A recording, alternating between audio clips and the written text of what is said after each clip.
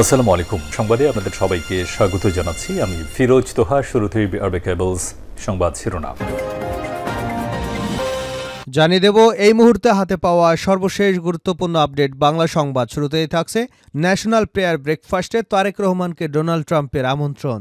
যুক্তরাষ্ট্রের নতুন president Donald ট্রাম্পের ন্যাশনাল প্রেয়ার ব্রেকফাস্টে অংশ নেবার জন্য আমন্ত্রণ পেয়েছেন বিএনপির ভারপ্রাপ্ত চেয়ারম্যান তারেক রহমান সহ দলের ৩ জন। শনিবার বিএনপির মিডিয়া সেলের সদস্য শাহরুল কবির খান এ তথ্য নিশ্চিত করেছেন। আমন্ত্রিত অন্য দুজন হলেন বিএনপির মহাসচিব মির্জা ফখরুল ইসলাম আলমগীর এবং দলের চেয়ারপারসন ফরেন অ্যাফেয়ার্স অ্যাডভাইজারি কমিটির সদস্য আমির খসরু মাহমুদ চৌধুরী। এবারে জানাবো ডক্টর ইউনূসের ৫ মামলা বাতিলে আইনি দুর্বলতা পাওয়া যায়নি আপিল বিভাগ। নোবেল বিজয়ী অর্থনীতিবিদ ডক্টর মোহাম্মদ ইউনূসের বিরুদ্ধে শ্রম আইনে করা ৫ মামলার কার্যক্রম বাতিলের হাইকোর্টের রায়ের কোনো দুর্বলতা পাওয়া যায়নি এবং হস্তক্ষেপের প্রয়োজনীয়তাও খুঁজে পাওয়া যায়নি বলে আদেশে উল্লেখ করেছে সুপ্রিম কোর্টের আপিল বিভাগ। শনিবার ডক্টর মোহাম্মদ ইউনূসের পক্ষে আইনজীবী মোস্তাফিজুর রহমান খান আদালতের আদেশের বিষয়টি জানিয়েছেন।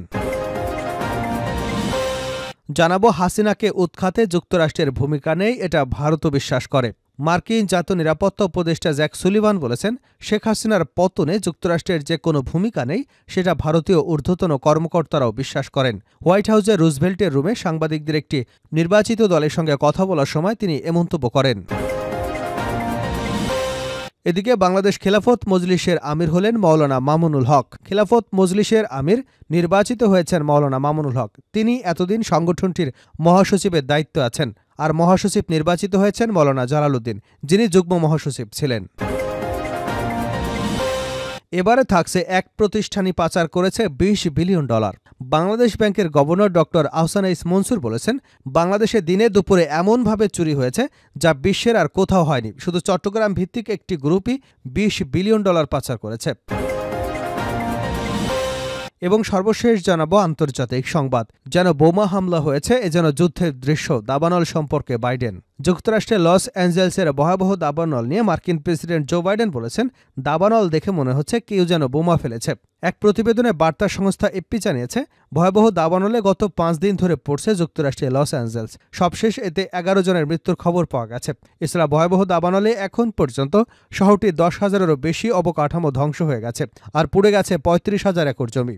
এতক্ষণ শিরোনাম শুনছিলেন, এবার বিস্তারিত। প্রিয় দর্শক, আপনি যদি এই চ্যানেলে নতুন হয়ে থাকেন, ভিডিওটি দেখতে দেখতে চ্যানেলটি সাবস্ক্রাইব করে আমাদের সঙ্গে থাকুন।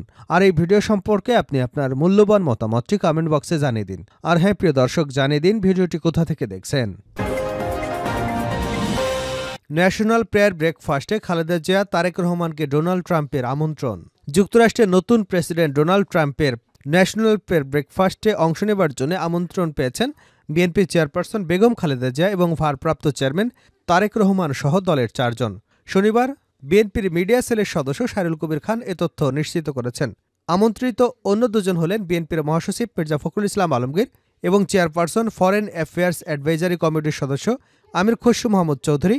শাহরুল কবির খান জানান, আগামী 5 থেকে 6 ফেব্রুয়ারি 2025 ওয়াশিংটন ডিসিতে এই অনুষ্ঠান অনুষ্ঠিত হবে। শুক্রবার বিএনপির মহাসচিব আমন্ত্রণপত্র পেয়েছেন। ডক্টর ইউনূসের 5 মামলা বাতিলে আইনি দুর্বলতা পাওয়া যায়নি আপিল বিভাগ।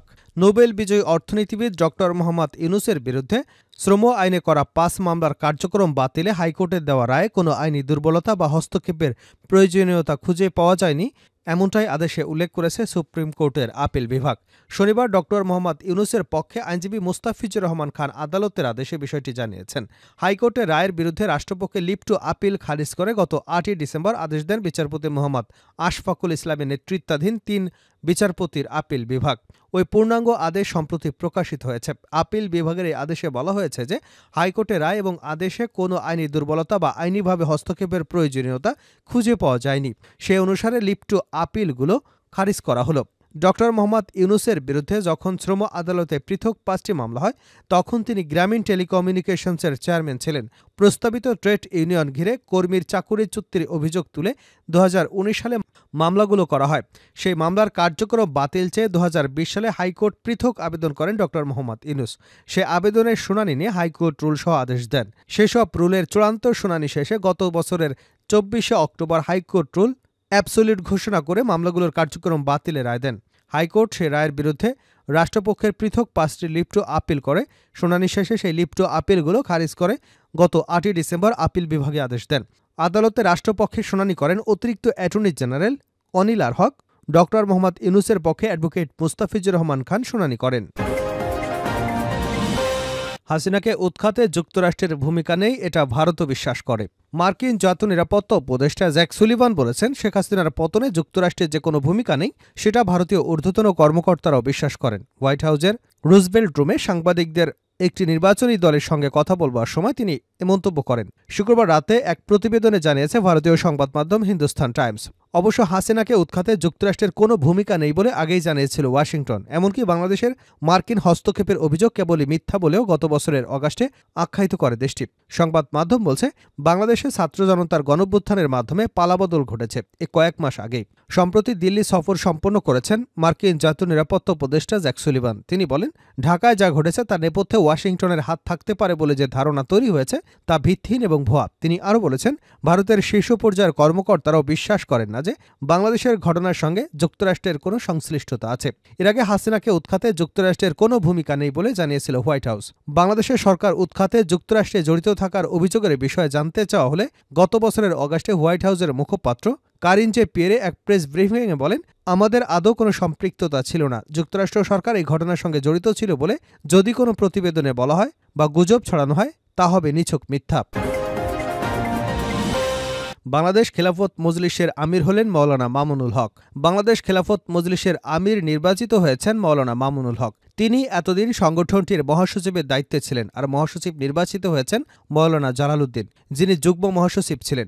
শনিবার রাজধানীর ডিপ্লোমা ইঞ্জিনিয়ার্স ইনস্টিটিউটে অনুষ্ঠিত মজলিসের শুরার অধিবেশনে এ সিদ্ধান্ত হয়। বাংলাদেশ খেলাফত মজলিসের আমিরের দায়িত্ব পালন করে আসা মওলানা ইসমাইল নূরপুরী সংগঠনটির অভিভাবক পরিষদের চেয়ারম্যান নির্বাচিত হয়েছেন। এ দায়িত্ব পালন করে আসা মওলানা রফিকুল হক সম্প্রতি ইন্তেকাল করেন। সর্বশেষ জানাবো আন্তর্জাতিক সংবাদ। যেন বোমা হামলা হয়েছে, এ যেন যুদ্ধের দৃশ্য। দাবানল সম্পর্কে বাইডেন। যুক্তরাষ্ট্রের লস অ্যাঞ্জেলসের ভয়াবহ দাবানল নিয়ে মার্কিন প্রেসিডেন্ট জো বাইডেন বলেছেন, দাবানল দেখে মনে হচ্ছে যে কেউ বোমা ফেলেছে। এক প্রতিবেদনে বার্তা সংস্থা এএফপি জানিয়েছে, ভয়াবহ দাবানলে গত 5 দিন ধরে পড়ছে যুক্তরাষ্ট্রের লস অ্যাঞ্জেলস। অবশেষে এতে 11 জনের মৃত্যুর খবর পাওয়া গেছে। এছাড়া এই ভয়াবহ দাবানলে এখন পর্যন্ত শহরটির 10,000-এরও বেশি অবকাঠামো ধ্বংস হয়ে গেছে, আর পুড়ে গেছে 35,000 একর জমি। আবহাওয়া বিষয়ক সরকারি সংস্থা অ্যাকুয়েদার শুক্রবার জানিয়েছে, দাবানলে 135 থেকে 150 বিলিয়ন ডলারের ক্ষয়ক্ষতি হয়েছে, আর এই ক্ষতি পুষিয়ে উঠতে দীর্ঘ সময় লাগবে। মার্কিন প্রেসিডেন্ট জো বাইডেন এই দাবানলকে যুদ্ধের দৃশ্য হিসেবে অভিহিত করেছেন। তিনি বলেছেন, এই দাবানল আমাকে যুদ্ধের দৃশ্যের কথা মনে করিয়ে দিচ্ছে, যেখানে নির্দিষ্ট লক্ষ্যবস্তুতে বোমা ফেলা হয়েছে। এটি যেন পুরোপুরি যুদ্ধক্ষেত্রের দৃশ্য। স্থানীয় সময় শুক্রবার ওভাল অফিসে বাইডেনকে দাবানলের সবশেষ পরিস্থিতি সম্পর্কে জানানো হয়। ক্ষতিগ্রস্ত এলাকাগুলোতে লুটপাটের বিষয়টি স্বীকার করেছে মার্কিন প্রেসিডেন্ট। তিনি বলেন, লুটপাটের স্পষ্ট প্রমাণ রয়েছে। আমরা প্রমাণ পেয়েছি আক্রান্ত এলাকায় অনেকে এগিয়ে লুটপাট করছে। এছাড়া দাবানল নিয়ে মিথ্যা তথ্য ছড়ানোয় ট্রাম্পের সমালোচনাও করেন তিনি।